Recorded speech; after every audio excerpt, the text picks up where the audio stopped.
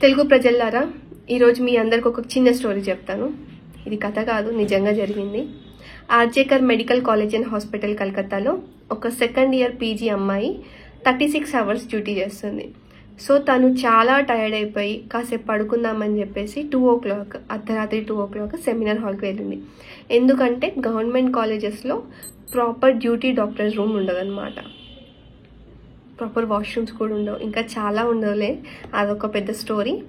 So తను rest తీసుకుందామనో, లేకపోతే second year కాబట్టి ఎగ్జామ్ ప్రిపరేషన్ కోసం కాసేపు ప్రిపేర్ అవుదామనో, ఏదో ఒక రీజన్ అయి ఉండొచ్చు సెమినార్ హాల్కి వెళ్ళింది. కానీ మార్నింగ్ లేచేసరికి ఆ సెమినార్ హాల్లో తన సెమీ న్యూడ్ బాడీ దొరికింది. మేనేజ్మెంట్ వాళ్ళ పేరెంట్స్కి కాల్ చేసి మీ పాప సూసైడ్ అటెంప్ట్ చేసుకుంది అని చెప్పి కాల్ చేశారు. వాళ్ళు చాలా బాధతో వచ్చారు.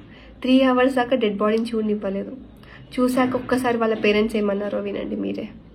हाथ जोड़ती रही, माँ बाप हाथ जोड़ते रहे, हमें एक बार दिखाओ, हमारी बच्ची का मुंह एक बार दिखाओ. हमको नहीं दिखाया गया. 3 घंटे तक खड़े रहने के बाद ये दोनों हस्बैंड वाइफ अंदर जाते हैं सेमिनार रूम में, और ये पापा अपने dead body of the girl जिसके मुंह में खून था फोटो खींच के लाके मुझे दिखाते हैं. शरीर में कोई कपड़ा नहीं था, पैर दोनों राइट एंगल में मिला गया. राइट एंगल में एक पांव बेड के इस तरफ, एक पांव बेड के इस तरफ मिला गया. जब तक पेल्विक गर्डल नहीं टूटता है, इस तरह 2 पांव को नहीं चीरा जा सकता है. चश्मे को कूटा गया, जिसके वजह से आंखों से खून निकल गया. गला दबाकर मारा गया. ये पूरा पोस्टमार्टम रिपोर्ट में वायरल हुआ है. आप लोग कृपया అటాప్సీ చేశాక తన యూట్రస్లో వజానాలో 150 ml ఆఫ్ సిమెంట్ దొరికిందనమాట. అంటే అది గ్యాంగ్ రేప్ అని. తను ఎంత ప్రెషర్ తోటి మెడ నొక్కేశాడంటే హయోడ్ బోన్ ఫ్రాక్చర్ అయిపోయింది, పెల్విస్ బోన్ ఫ్రాక్చర్ అయిపోయింది. తన ఐస్లో నుంచి, నోట్లో నుంచి, వజానాల నుంచి మొత్తం బ్లీడింగ్ వస్తూ ఉంది.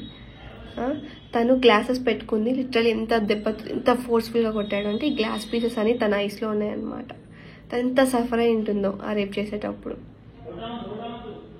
ఇంత జరుగుతుంది. డాక్టర్స్ ప్రొటెస్ట్ చేస్తున్నారు దీని అగనెస్ట్గా. కానీ ఆల్ ఆఫ్ సడన్ ఒక 3000 కన్నా ఎక్కువ మంది జనాలు వచ్చేసి వీళ్ళ మీద అటాక్ చేశారు, డాక్టర్స్ మీద.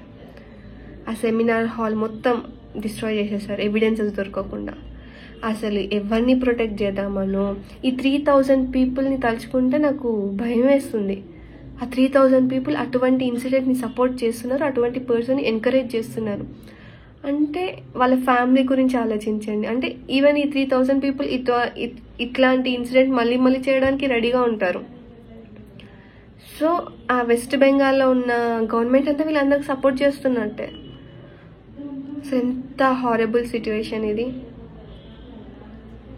అట్లీస్ట్ నరేంద్ర మోడీ అన్న దీనికి యాక్షన్ తీసుకోవాలనుకుంటా, ఒకవేళ చీఫ్ మినిస్టర్ సరిగ్గా రెస్పాండ్ కాకపోతే. మీ కమెంట్స్ మెన్షన్ చేయండి. ఇది మెడికోస్, చాలామంది అసలు నాన్ మెడికోస్ ఒక్కరు కూడా దీనికి అగనెస్ట్గా ప్రొటెస్ట్ చేయట్లేదు. అంటే ఎవరు చేయట్లేదని చెప్పట్లేదు, చాలా తక్కువ మంది. ఇది మెడికో నాన్ మెడికో కాదు ఫ్రెండ్స్, ఒక అమ్మాయి జీవితం ఇది, ఒక అమ్మాయి జీవితం. సో అందరు వాయిస్ రేజ్ చేయండి దీనికి అగనెస్ట్గా. నరేంద్ర మోడీ అసలు ఏదో ఒక యాక్షన్ తీసుకోవాలి దీనికి. సో ప్లీజ్ వాయిస్ రేజ్ చేయండి అందరూ. ఇఫ్ ఇన్ కేస్ మీకు ఒకవేళ ఏదైనా ప్లేస్, వర్క్ ప్లేస్ కావచ్చు, లేకపోతే ఏదైనా ఒక ప్లేస్ కావచ్చు, మీకు సేఫ్ అనిపించట్లేదు అంటే యూ బెటర్ అవాయిడ్ ఇట్. వెళ్ళకండి, మీ లైఫ్ ముఖ్యం. మీకు ఏమైనా అయితే మీ ఫ్యామిలీ సఫర్ అవుతుంది. ఒక్కసారి వాళ్ళ పేరెంట్స్, ఒక్కసారి వాళ్ళ సిచ్యువేషన్ ఆలోచించండి, ఎంత సఫర్ అవుతున్నారో ఇప్పుడు. 32 or 34 years తనకి. MBBS 5 years చేసి మళ్ళీ పీజీ కోసం ప్రిపేర్ అయ్యి ఎన్ని ఇయర్స్ ప్రిపేర్ అయిందో, అంతగానం ప్రిపేర్ అయ్యి మళ్ళీ పీజీ చేస్తుంది. ఏం లాభం? తను అసలు ఇంకా లైఫే ఎంజాయ్ చేయలేదు, పేరెంట్స్తో ప్రాపర్ టైం స్పెండ్ చేయలేదు, తన లైఫ్ ఎంజాయ్ చేయలేదు. ఫైనల్లీ తన లైఫ్ ఇట్లా ఎండ్ అయిపోయింది. అసలు ఇవన్నీ చేంజెస్ రావాలి అంటే అసలు ఏం చేయాలి సొసైటీలో? మీరు కమెంట్ సెక్షన్లో మెన్షన్ చేయండి. Thank you.